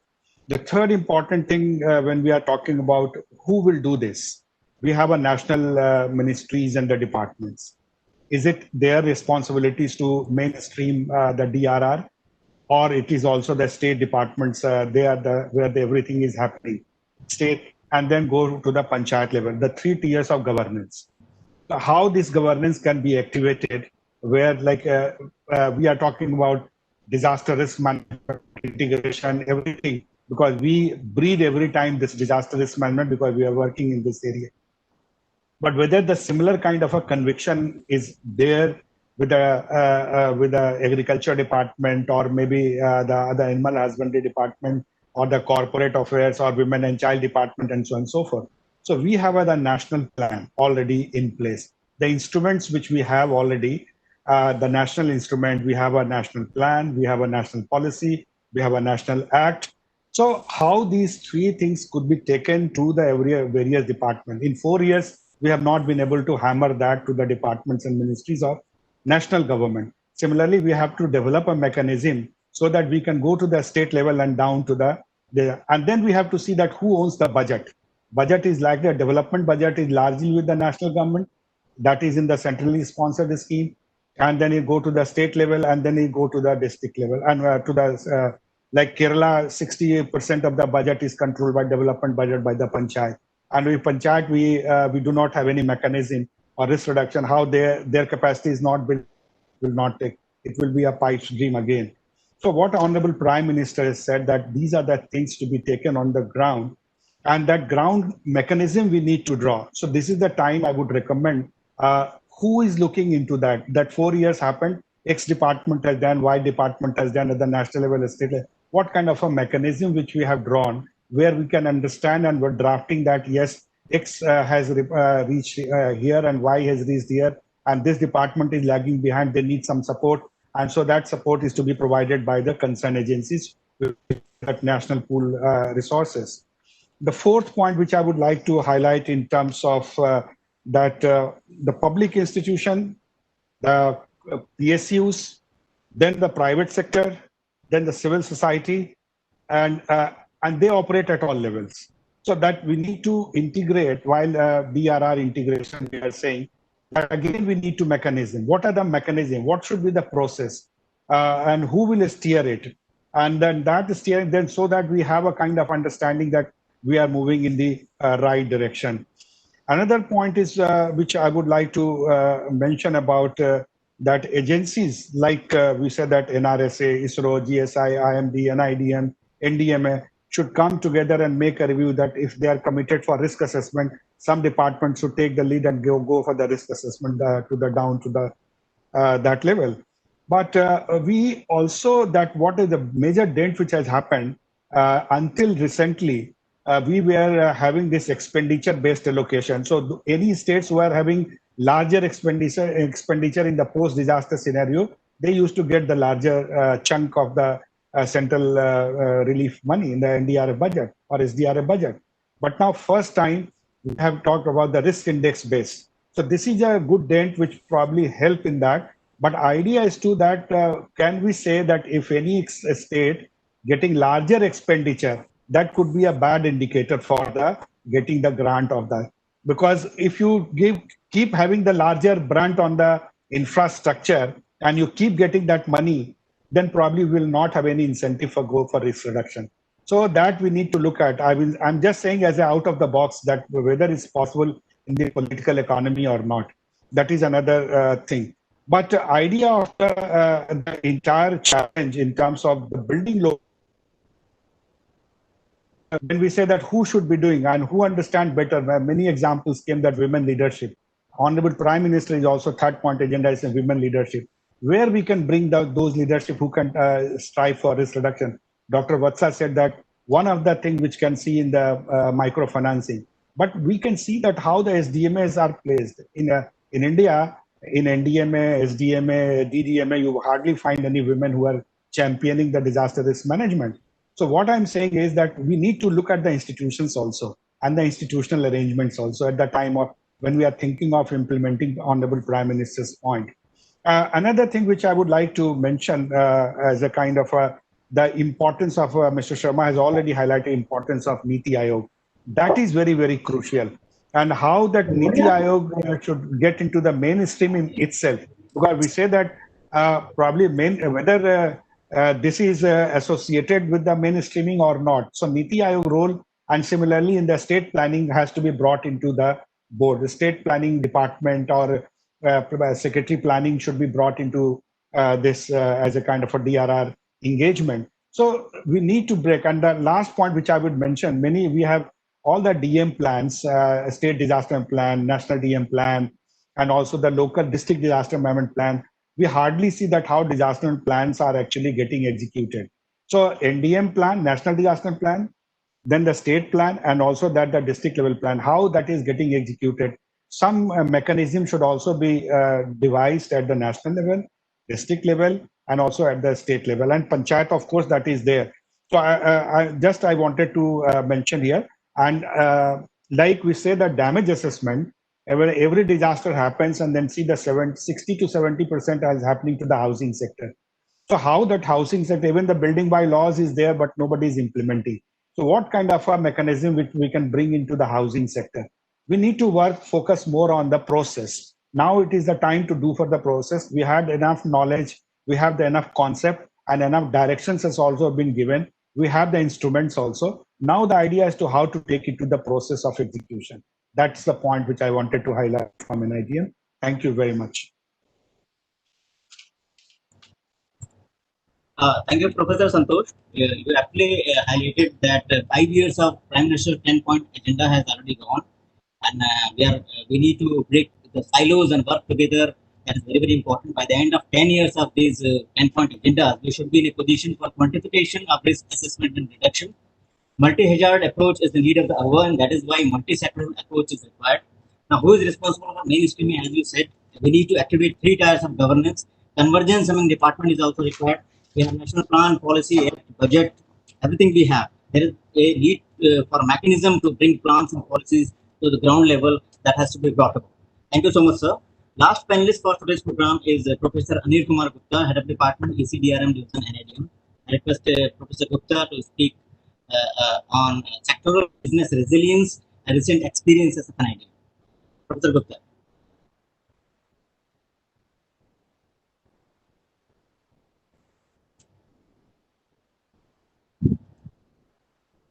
To 12 minutes to put up some experience of the recent studies of mainstreaming DRR across the sectors. Is my PowerPoint visible?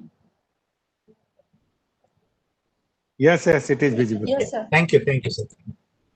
So, as Ndma is mandated for developing policies and national plan and guidelines for various aspects, including mainstreaming of DRR.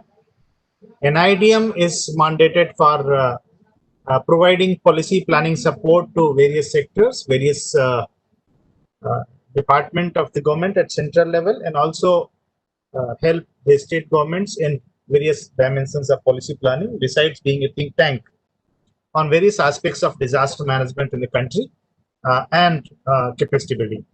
So recent lessons which I would be throwing a little focus on that NIDM, looking to the mandate given as per the Disaster Management Act, we have been working closely with the various ministries representing various sectors, and in fact we soon after the National Disaster Management Plan was released, since 2016 we started working with various central ministries, organizing for them the national training workshops on disaster management mainstreaming. A pilot kind of a experience with for us has been the preparation of comprehensive national agriculture disaster management plan. Agriculture being one of the very important major sector of the country, though in terms of GDP it's around 12% or so, but if we really go into the analytical dimensions of the sources of our GDP support system, we find that besides agriculture, in lot of businesses, a lot of entrepreneurship, and a lot of livelihood opportunities are depending on agriculture related businesses and agriculture related industries. So, and the third one that we have the recent experience is the developing of National Health Adaptation Plan. in the National Action Plan on Climate Change, 8 missions were there, and recently in 2019, 3 new missions have been added, and health is one of the new missions, that is the National Health Adaptation Mission. So under that, we have developed the National Health Adaptation Plan for disaster-related illnesses, and now we are working for Ministry of Environment, Forest and Climate Change for their sectoral disaster management plan. And recently, Ministry of Chemicals and Fertilizers had also started working with us. Beside this, we have been also working, and we came up with specific manuals based on the pilot projects of mainstreaming climate change, adaptation, and disaster risk reduction together into district and state level developmental plans. So these kind of pilots, I will be giving little detail of the detailed account on the National Agriculture Disaster Management Plan. The purpose of the broad goal of the Agriculture Disaster Management Plan has been to ensure sustainable development, as it is essential to incorporate hazard risk consideration into sectoral plans. And as we know that the concept and the framework flows from Disaster Management Act 2005 and the Disaster Management Policy of 2009. Although disaster management policy also has more than 11 years, so now we are relooking at that also. Objective of NADMP, that is National Agriculture Disaster Management Plan, rightly in sync with the CUS principle laid out in the Prime Minister's Agenda 10, Item 1, that is the 4 dimensions. The first is that to ensure the infrastructure, assets, property, and resources under the ministry and its department are safe from disasters and extreme events. The second thing, that the activities of the ministries, including physical development and systemic policies, operations, so it is talking of the strategic interventions also, do not aggravate hazard risk or vulnerabilities for disasters. Then ensure that activities and programs and schemes under the ministry or the sector increase resilience against the risk of disasters and extreme events. So this also talks that how we integrate, how we improve the processes, how we improve the schemes and programs under the ministry to integrate disaster risk management. And then last one is that to ensure that the ministry and associated sector and its constituents at all levels are prepared to deal with the situations arising out of any disaster or emergency. So it is directly in sync with the framework provided by Disaster Management Act and Disaster Management National Disaster Management Plan also, as it is mandated that all the sectoral plans are to be prepared in synergy in sync with the National Disaster Management Plan. So National Agriculture Disaster Management Plan builds on a clear understanding of hazard, exposure, and vulnerability according to the Disaster Management Plan, and which is of the nature of a multi-hazard risk and vulnerability. It has a multi-layer approach, and it covers all aspects of agriculture systems in India. So agriculture systems means it covers its allied sectors also. So it covers agro-business, it covers agro-industries, it covers on farm activities, it covers the farmers' welfare aspect, it also covers various other inputs like fisheries, linkage with the fisheries sector, linkage with the water sector, linkage with other dimensions which are contributing to agriculture resilience in India. So, and then disaster management plan at the national level. This is the experience of the national level. So, which is a blend of the descriptive and prescriptive, because there are a number of activities which are to be detailed at the state level and further to be brought in further more details at the district level. So state level plans and district level plans. Those plans need to be actually more detailed, and the district level plans have to be like SOPs, standard operating procedures. So there is a constant flow from top to bottom, and there is also an opportunity for revision and updation of the plan based on the feedback from the bottom up approach. So once the plan is ready, it is notified, and then it is implemented by the central government, Ministry of Agriculture, and its repercussions and impact on the state level and ground level will be monitored, and then there will be a feedback mechanism. Then disaster management plan has a sound integration with international and national policies. So looking at the SFDRR, Paris Climate Agreement, United Nations Convention on Combating Desertification, SDG, and also the national strategic initiatives are the flagship issues like doubling farmers' income, and recently the aim of 5 trillion economy and the ease of living by 2024. So these kind of things have also been kept in the background while we are designing the framework of the plan. But if we look at the procedural framework of developing this kind of a sectoral plan, it is a very exhaustive exercise. And if we look at this, that how many phases. So starting from the developing of framework, and it has been entirely a very, very participatory approach and involving a number of institutions across the sector from the agriculture and family welfare, farmers welfare, but also the sectors which are related with sectors which are dependent on agriculture, and sectors on which the agriculture is dependent, and sectors associated with the developmental planning and disaster management. So there has been a layered kind of a schematic, and then they involving all the institutions within the ministry and all the divisions within the ministry. So ultimately, it is also important that when we say the sectoral disaster management plan, so sectoral disaster management plan is ideally the disaster management plan of the ministry dealing with that sector.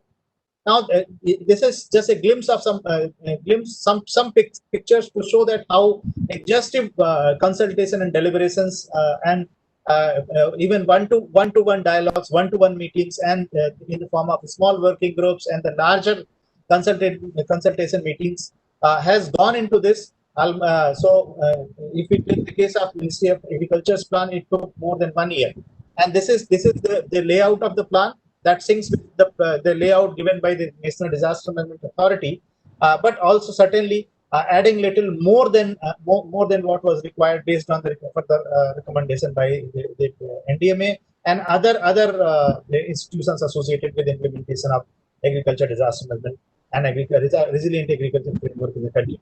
Besides this, it is also important that the functioning establishment, that is in this case the Ministry of Agriculture, its business continuity is ensured. That business continuity is not disrupted because of any kind of disaster. So functioning of the ministry itself, so ministry premises are the ministry building, what is required and what kind of preparedness measures, what kind of response functions, the relationship between the local administration, the other response agencies, and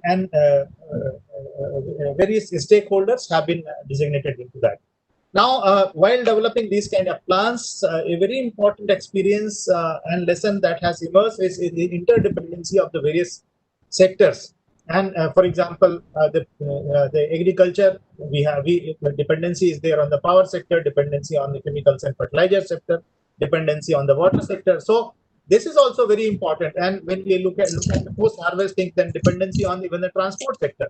So in all the sectors, whenever we prepare for the sectoral resilience plan or sectoral disaster management plan, probably the coordination with other sectors will emerge as a very important dimension. And now, how we implement these sectoral plans? Basically, we can also term these sectoral disaster resilience plans broadly as a sectoral business continuity strategies, because the sectoral disaster plan starts with the business allocation, the transition of business allocated to that particular ministry. So basically, the primary idea is to ensure that the business allocated to ministry or the business allocated within a particular sector or sector is not jeopardized, are not affected by the disasters, and the sector has the component, has the nature of resiliency to come back to the normalcy as soon as possible or as soon as the disaster is over. So that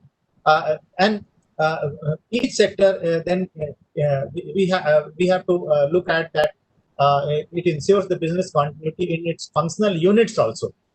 And now with the recent experience of coronavirus pandemic, where the businesses and the sectors of economy have been disrupted like anything, the concept of disaster resilience business continuity has emerged globally, and in India also. Now big business houses are now looking at the corporate level also. People are looking at how we integrate disaster resilience and disaster risk reduction regime into our business continuity and business strategic plans. So this also calls for moving from business as usual approach to the profit scenario that we see, and looking at the alternatives and these kind of things. This is a pictorial representation that calls to look beyond the emergency preparedness or look beyond the emergency response measures within the business management regime also, and that is the reason very recently the module called a change management is evolving into the resilience disaster resilient business continuity management in most of the businesses schools like Indian Institute of IIMs and ISP and this kind of institutions also, and globally also. The two-wheel concept of resilience, although this is drawn from the climate resilience framework, but that directly applies to all kind of disasters and very important for sectoral resilience. So understanding of vulnerability is the most important dimension because we all have realized that vulnerabilities do not fall from the sky. Vulnerabilities are stemming from our own weaknesses, our own lack of preparedness, or our own lack of understanding of the need of the risk mitigation measures. And then for building resilience, it requires a participatory approach. That is the reason to this mechanism we have termed as a shared learning approach. And there we also try to blend in the scientific knowledge and local knowledge. And there, in fact, our role is of a catalytic agent. And that is why now we are asking that all the business houses, including corporate and industries, not only looking at the chemical industrial disasters, but they need to move one step ahead and prepare a disaster management plan for the businesses, whole business activity. And there actually this kind of schematic we have suggested that developing a framework of hazard risk vulnerability assessment for the business that will be a better version or the improved version of the business impact analysis. Business impact analysis is a standard approach, but now it is undergoing a transformation to integrate disaster risk and climatic risk as well. But beside this, it is also important that the past 15 years or so, the industries and businesses and the sectors have been affected not only by the known kind of or the listed disasters, but a number of other environmental emergencies also. For example, in 2019, in Delhi, we had to declare the health emergency because of high level of air pollution. And then besides this, there are many cases where the conflicts all the emergencies are arising in the businesses systems because of the conflicts over water. So there are a number of things: oil spill, hazardous waste, e-waste is also an emerging area of our concern. So now environmental emergencies are the new dimensions of disaster risk listing, and which are sometimes a kind of a critical precursors.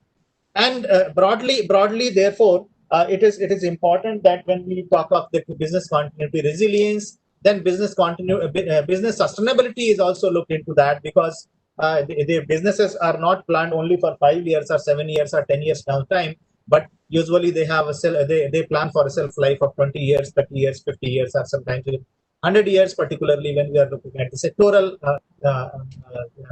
planning.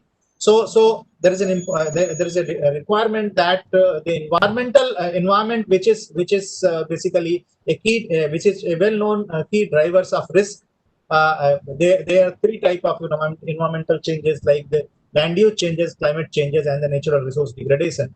How it is going to affect, and the important lesson can be drawn from the coronavirus pandemic itself, as things started from the wild gene stock. So it is calling for a policy shift or the management changes globally and therefore in India also, and that directly syncs with the HFA priority 4 that was under the addressing underlying causes. Now priority 1 of the Sendai framework of DRR, that is the understanding disaster risk. And truly that is still very relevant, that after 30 years or 40 years of working hard for disaster in the disaster management, still we are required to know better, to have a better understanding of disaster risk. And probably these are the tips that where actually we have been lacking, and probably we need to move ahead to develop a kind of a zero tolerance in identifying all possible scenarios or all possible surprises to make our business continuity strategies more effective. Now, these are the lessons I already shared, and the previous speakers also referred about our national disaster management plan and then integration of the sectoral plans. Now, looking at this, that probably this Prime Minister agenda item 7 also talks of the local capacities. So within sectoral resilience also, local self-reliance is the key. That we should not look outside always for the help or for the emergency support system or for resilience, but we have to develop a local culture of locally relevant or locally strengthened culture of safety and prevention. In the short, we can call it CUSP. And this is important that we have an integrated approach to this called zero tolerance. And for enabling this, an effective coordination between academia and research linkage with industry and government, that is very much required. And as my previous speaker, Professor Santosh Kumar, also referred to this, that in fact that is lacking. And unless we have a clearly defined framework to emphasize on this and to achieve this academia, research, industry, and government linkages, certainly community we cannot leave aside. That will always remain at the center. So this is very important.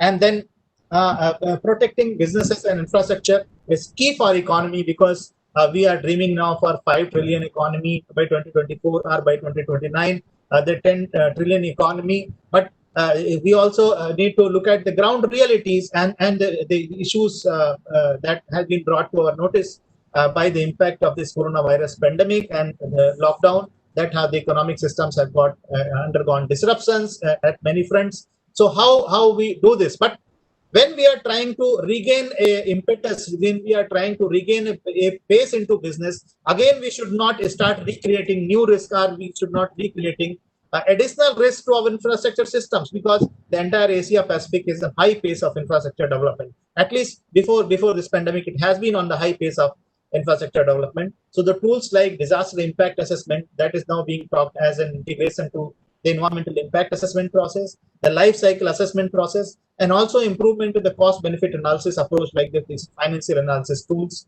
and overall that anticipation and assessment of all possible surprises. So these kind of things are going to emerge as the important lessons. Then certainly the business continuity strategies, when we say it should not apply only to the profit making businesses, but when I say business continuity strategies, that directly applies to urban systems also, local bodies also, ULBs and panchayats also, and even if we look at the smaller units, so how our resident welfare units, our office complexes, our hospital complexes, all these are the form of various business units, and basically therefore it need to integrate the adaptation mechanisms also and resilience to various other kind of disasters. So we in fact need to move ahead from leapfrogging to kind of a pole vaulting approach, because the time is not too much, and with the current pace of the urbanization, current pace of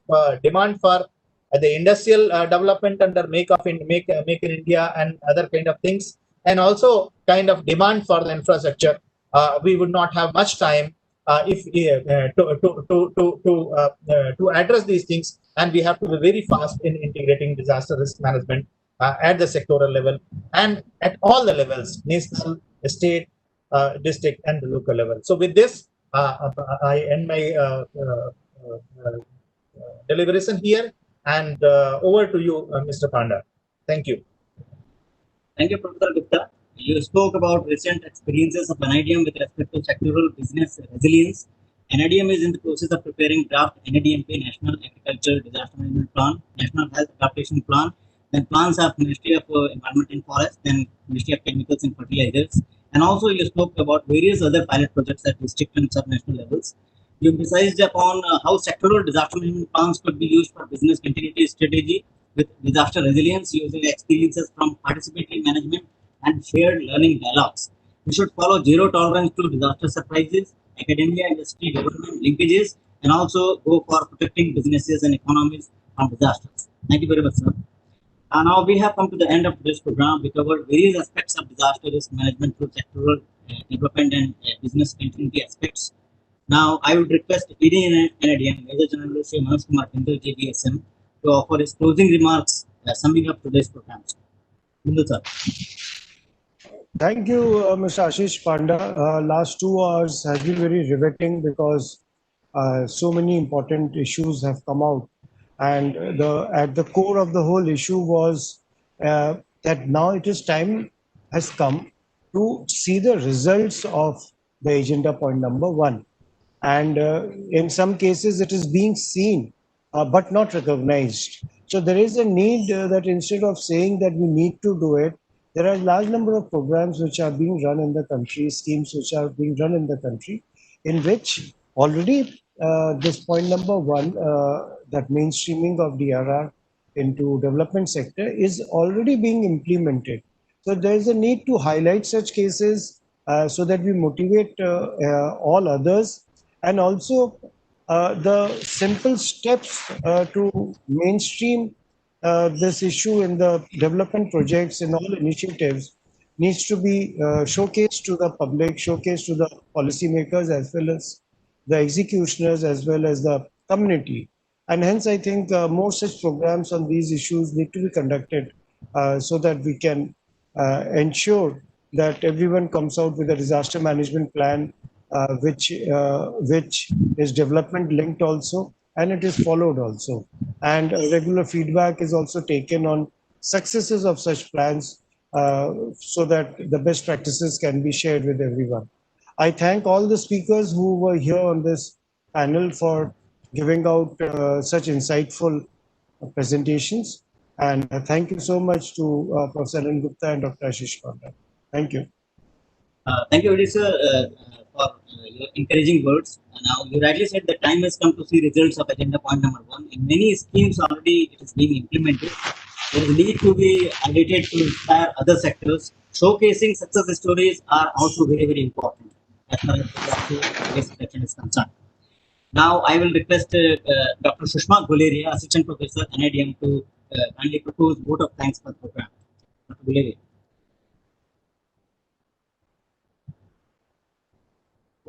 Thank you, Ashish ji. Thank you, Ashish ji. Very good evening. And on behalf of the National Institute of Disaster Management, I take this opportunity to thank our Executive Director, sir, Shri Krishna Vatsa ji, member NDMA, who had given a very, very insightful, their views on the agenda 1 point. All the panelists who were here, and I hope that all the participants who had joined us for this particular webinar, and we hope that these integration measures, which are very, very needful, imperative in the current times in all the developmental sectors, will be, duly implemented. Thank you all for joining us. The feedback link will be provided to all the participants in their respective mails. Thank you, Ashish ji, for coordinating the entire event, and above all, our HOD sir, Dr. Anil Gupta. Thank you, sir, for coordinating it. Have a good evening. Thank you everyone for making this program a success. Thank you all the experts, and thank you all the team. Thank you all the team from NDMA and NIDM.